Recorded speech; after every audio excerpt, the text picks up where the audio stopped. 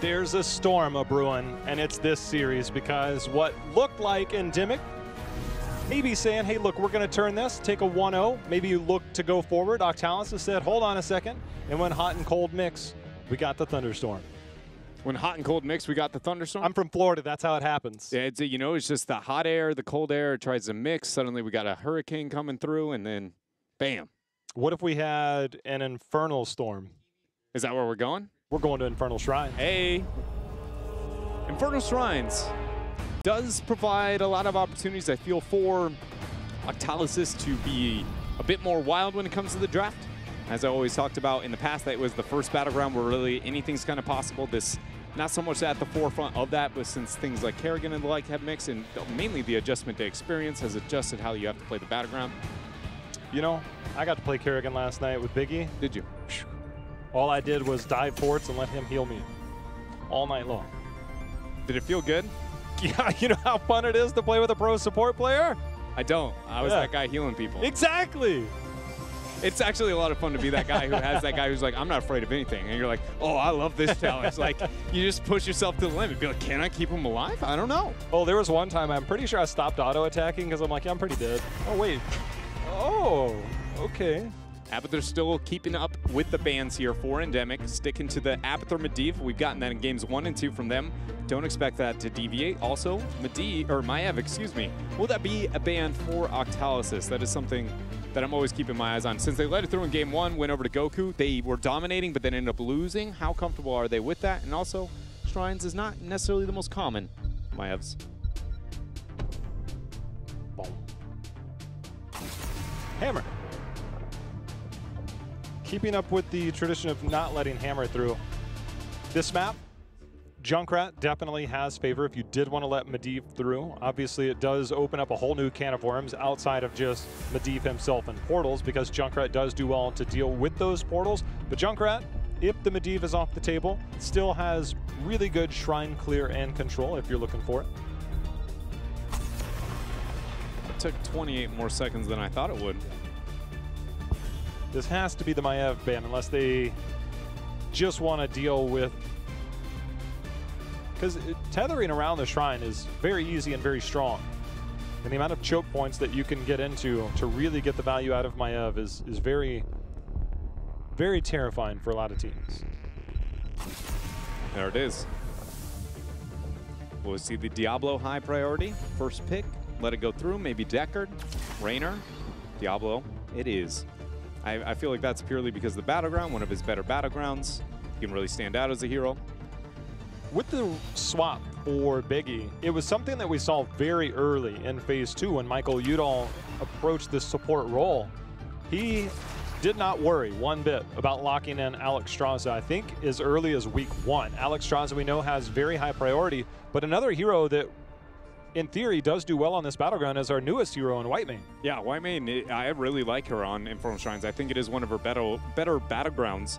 Also, I think most of the time I really enjoy her whenever you have multi-melees or anybody wants to fight kind of stacked on top of each other. If you can get mad lash value, you get mad zeal value. There it is, the Whitemane pickup for Endemic.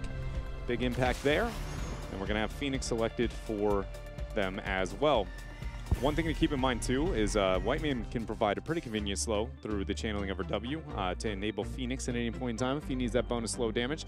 And it usually is trading to not only her highest damage output, but then her highest healing output burst at the same time. It's a really good turn and synergy there in the 2-3 from Endemic. After what we saw the other day from Octalysis, they had a very standard meta composition, and then they flexed into a Valera at the end of it. A Valera versus a Phoenix or a Whitemane. If you can get on top of those heroes after a Valera opening, it's pretty threatening. It is. Uther, Genji. All right. I was going to say that Uther immediately leads. Hold on. Genji made it post-second ban. No. This is double support. Oh, that is true, too. I forgot about that's the thing. It's like, wait a minute, hold on. We have a Deckard first pick. But here's the thing. Phase 2, Phase 1, Part 2, they ran a tank Uther. We're getting it again. This is more than likely Justin on Uther as the tank. So, already, deviation to the build that I would expect. Holy Fire is one thing that I would possibly see being picked up here to provide more threat to the shrine itself. One of the better options there. Also, the auto attack mana regeneration available for you there to make sure you get as much mana as possible and can control around the shrines. It's a really popular go-to there. I want to see the cooldown reduction at level 7. When you're stunned or rooted, you get the cooldown reduction on your Q. Tank is going to be there to help deal with that front line of Diablo. This is a very difficult to go composition. If Tychus goes Relentless Soldier at level 7, which seems likely, you get the armor when you are stunned. You have additional potential armor from an Uther.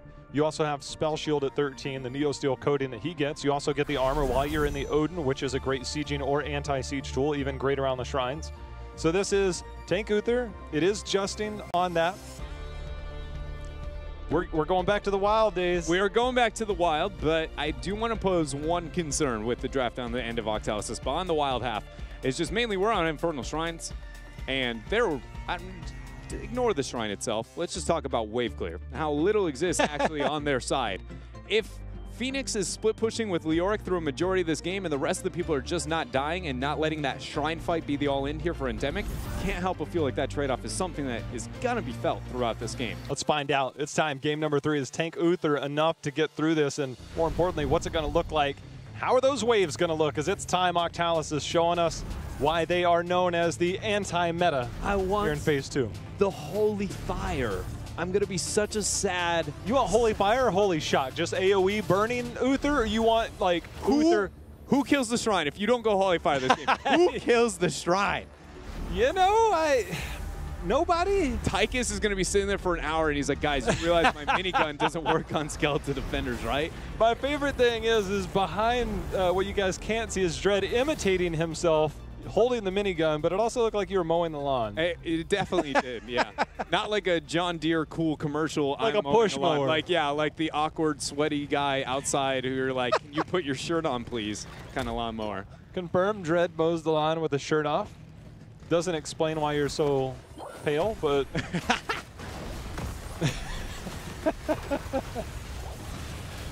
Root lands on a Goku. Actually forced out that early hammer there, but not going to get too much, at least not when it comes to a kill or major experience. Wave control in favor of Endemic, I would argue, for now, purely because they're going for a laning mismatch. Even though Octalysis is bullying this lane, Endemic is not worried about the one forward. They're worried about the off-lane pressure, which is where Thrall Leo have gone. So much so that I wouldn't be surprised if Octalysis adjusts their laning situation. Does that, though, bring in maybe a longer-term strategy because her objective spawns 3 minutes in? Does it, and obviously there's camps to consider post 1 minute, which is where we're at now, but will that warrant a response from Octalysis, and then the minute they see that, maybe Endemic forces their hand elsewhere? Is it more just a ruse, or is this an actual strategy, you think? Well, I would argue this is a byproduct to the lack of wave clear that exists. Why would you cater to the 1-4 and give them a advantageous defense when you can get split pusher elsewhere? It is going to help that early shrine, knowing that it's going towards the top half, but I would argue this is more just getting as much early game pressure out against a lack of wave clear composition as you possibly can. Well, the rotation down. Thrall did make his way down as Leo and Thrall were kind of paired in that mid lane in case there was any type of invade. I'm not really terrified of an early game invade. I mean, obviously Tychus can rip through a Diablo health bar at any stage of the game with that percentage-based damage and can definitely trade out there very, very well. So now we'll see Endemic. They'll turn their attention to the top. The first shrine will be in this top lane.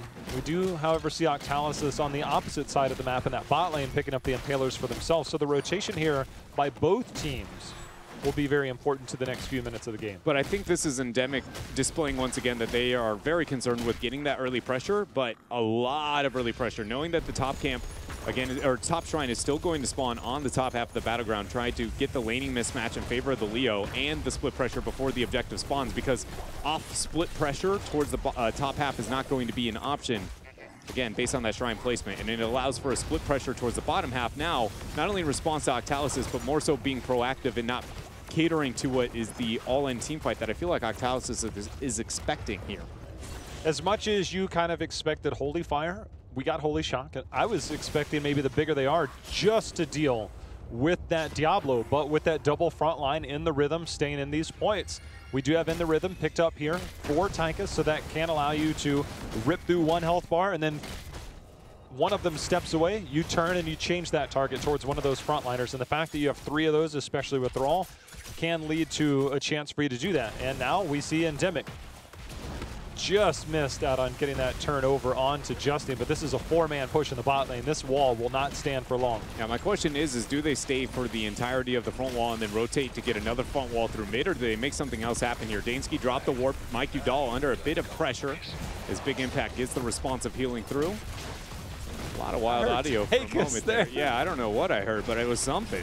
Oh, there's a root. Nice follow up there. Draded, instead of going out, he's trying to go in. Didn't get the reset, but they are going to get Biggie at the end of this. Dansky has a warp out with not much health. So Octalysis is able to turn this around the entire time.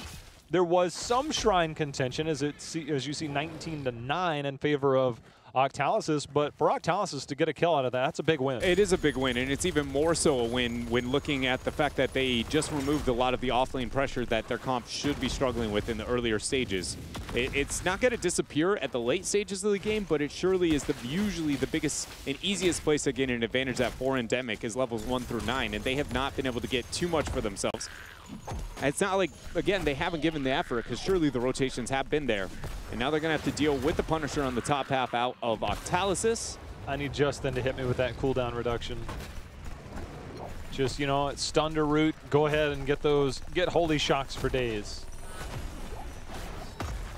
Hasn't committed. Thinking of things to cleanse, there's a root potential from Whitemane at 13, a root from Thrall baseline, then of course Diablo, the stuns he could bring in. But with double support and armor from a Yrel, is it enough? Goku goes in, but the healing from Whitemane comes out as B-Kid staying alive for now, but here's going to be the follow-up. There's going to be the intercession, the cleanse. There's some self-healing, of course, with that Feast on Fear at level 1, allowing B-Kid to walk away. That was a good cleanse as well coming out for Big Impact. It felt like it was a bit of miscommunication because it was mid-overpower, so not as much mobility as maybe he'd like, but a great job there being able to remove the crowd control. So Big B-Kid and friends end up surviving there, holding off the siege towards the top 4.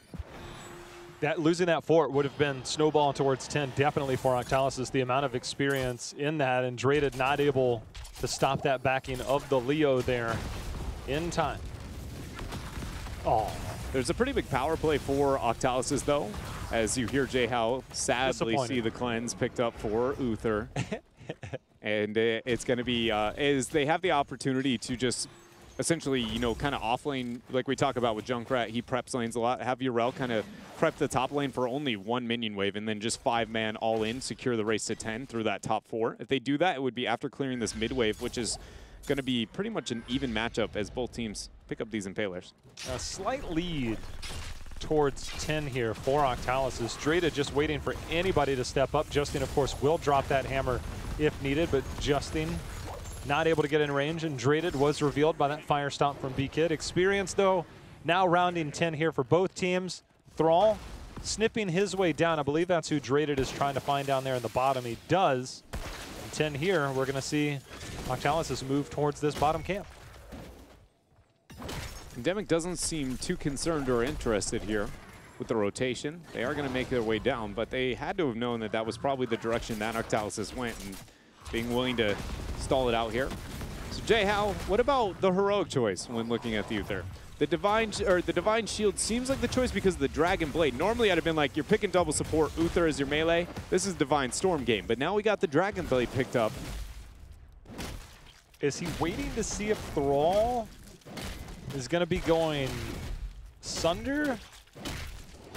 I can tell you this much. To figure out if he wants to go that? Well, Divine Storm into an Earthquake is about one of the most upsetting things you've ever done in your life. Not true. There's probably worse matchups, but as Uther with a Divine Shield, you always have that moment where you're like, I've got my hammer, it's up, like I'm ready to go in, I'm ready to be the playmaker, and you're just clocked. Like, oh, I'm trying to get into the fight, it's so far away. Earthquake, such a huge territory as I make this goony face and it zooms in. Yeah, but so the distance to get that proactive play and get an actual Divine Storm that has impact into an Earthquake is actually really low. Normally you'd be like, well, Earthquake is pretty difficult, or excuse me, the Sundering is pretty difficult to be able to move up to as well. And the answer is yeah, but it just doesn't last forever. It's like once I got past the stun, I'm like, okay, back to deciding if we're going to commit. So you are advocating for Earthquake this game? No, I'm advocating for if it is a Sundering and you intended to go Divine Storm, then you still commit to it. But if you see the Earthquake, then you go, we might want to Divine Shield this. I'm excited to see. I mean, everybody loves a good D-Storm. I mean, obviously, if you see Leo, Wraith walking away, you see Diablo can pop that. Lightning Breath, both have the unstoppable status ahead of them. We have the Intercession, so the cleanse for Whitemane can be there for a Thrall. So the play on that will require, I think, very aggressive position. And as you said, if that Earthquake is there, you might not be able to get into it. Yeah, it's just, it slows the equivalent of like when you play Uther, it feels like when you play Deckard. Or not Deckard, but Garrosh, excuse me, sorry. I don't know why I've said Deckard over that. But Garrosh, because every slow just feels really bad, and your range of threat can be really high playmaking. And like when you see that play set up and the backline's like clumped, and you're like, if that storm hits, that's game. But you're just, again, so far away from making it happen. Well, also, the one thing, it's just funny because this came up last night, the level 20 upgrade for Whitemane does give a full team heal if, you know, obviously if they're in range, as we're ready to get back into the game.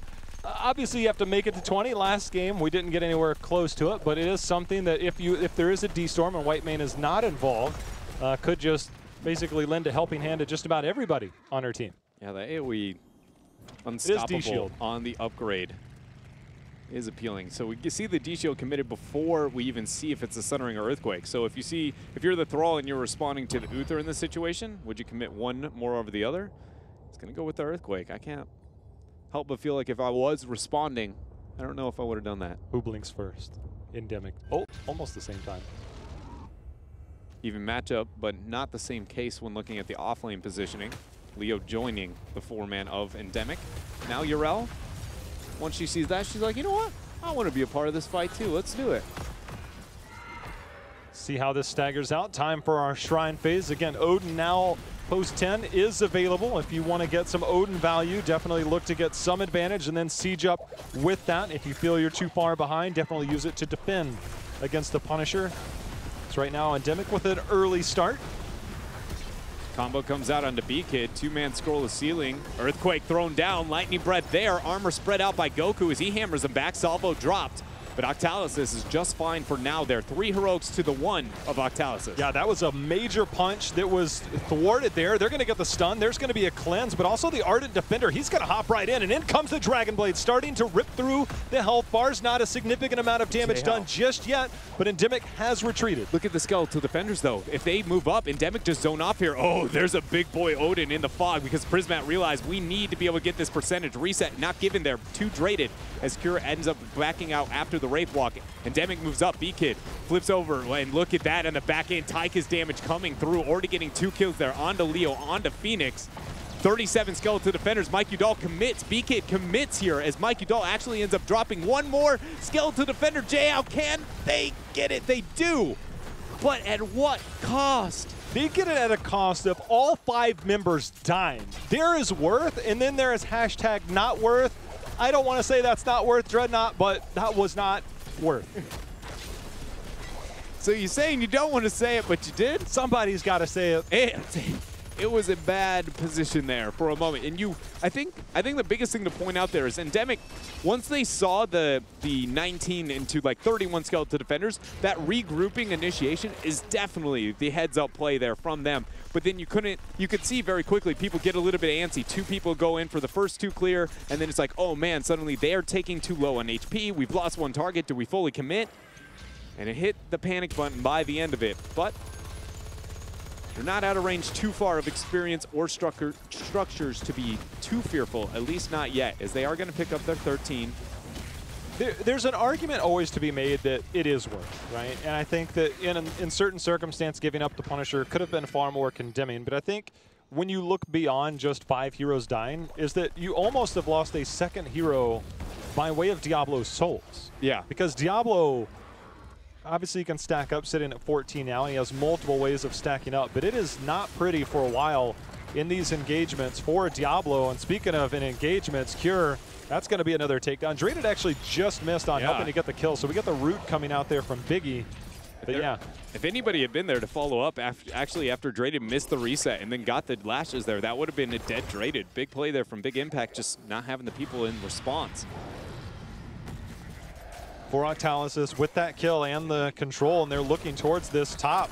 Boy, they are committing Odin to this. This is a lot committed to an area where I wasn't sure if they needed it. Leo's already back up. This is an even talent tier fight. If Endemic can take this, here we go. Here has an Entomb, but he didn't commit to the Prismat over the wall. Ardent Defender pop now by Goku. Oh, that interrupted the warp. That's going to confirm the kill. That's kill number 1. The Odin has now expired. In comes the Dragon Blade. They haven't taken down the fort just yet. Yrel even popping, excuse me, Whitemane popping the heroic, giving that heal and the armor.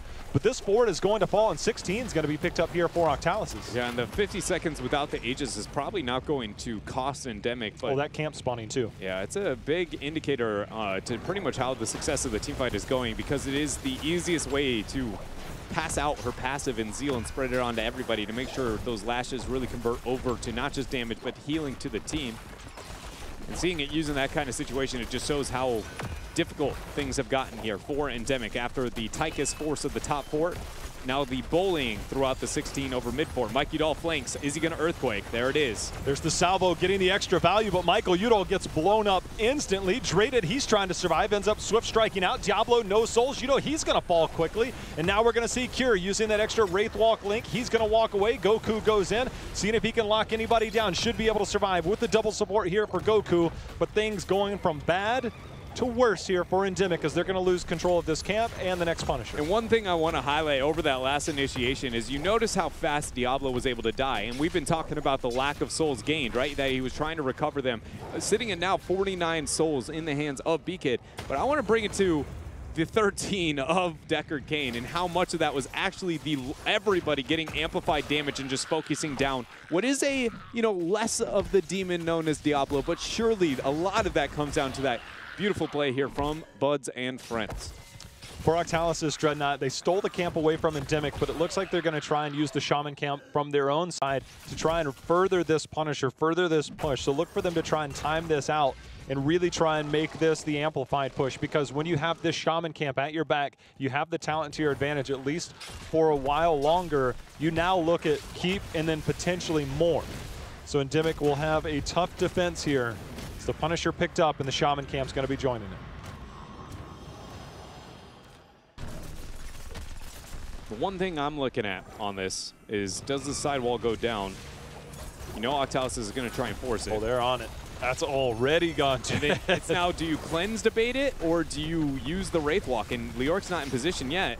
If you cleanse to bait it, that's the answer. Oh, but Beak gets health bar. In comes Draded, as well as the Lornado. We're going to see Cure try and walk away. The Mortar Punisher bringing down Ardent Defender already used. They have Odin Dreadnought to siege up on this. They are looking to end the Shaman camp. The wave is here as the fight comes in. Biggie, he's getting knocked back. Salvo tries to come out, but now Phoenix is being jumped on. 2 members down on the side of Endemic, and now Octalysis has turned their focus to the core. Going to focus on to the core, and only essentially just an Entomb opportunity, but even if it goes down, it's just keeping Octalysis in a box on top of the core as they're focusing it down. Their dominance displayed in game number 2 and carrying it through game number 3. Here is Octalysis now taking a lead in this series, 2-1 over Endemic. Okay, I want to bring people into a conversation you and I had earlier about average game time in Heroes of the Storm across most maps sits somewhere around 18 minutes. Yeah. The best teams in the world, like something like a Gen G, it's weird because the Korea's power level between top and bottom, 15.5 to 16 minutes. The best teams in Europe and North America, somewhere between 16 and 17, Dignitas on the higher end. So traditionally, and this is going back a couple of years now that we've been able to keep an eye on this, is that average game time, 17 to 18 minutes. The last 2 games have been under 15 minutes for Octalysis. That is dominance. Yeah. That is dominance in all forms or fashion of the game. If you take away the last few minutes of that game on Volskaya, this looks like one of the best teams going. Obviously, it's Endemic. We're still trying to figure out their power level after their success against Team Freedom and where they stand. But for a team that is looking to climb, that shows up in this second part here of Phase 2 and says, look, we want to be the team that we were a year ago by doing our own thing and doing it the way that we want to. If you just take away that last minute and a half of game number 1, they've been dominating every game. It's crazy to see this style of play from Octalysis, who's been struggling to find dominance within their game. I think the thing that I find the most surprising with not only that level of play, because I think Octalysis has big enough names that when we get that, it's not like, where did this come from? It's like, finally, we're getting what we've been expecting from this type of roster in a lot of ways. But for me, it's what we got from them in their first performances and how much of it felt like was to be that, you know, individual and be able to stand out when it comes to their pick bands and things of the like there. But here they're putting a little bit of their own flavor, but, you know, not overreacting or anything of the like, and still carrying that level of dominance. So playing a little bit more meta, still have their own play style, but then have that dominance over Endemic. I look at this and I go, oh, I completely agree. It's like, you might be playing like the best team North America's produced this year. If they can put one more game together, they'll get my stamp of approval for the weekend. Let's figure out where our next Battleground is going.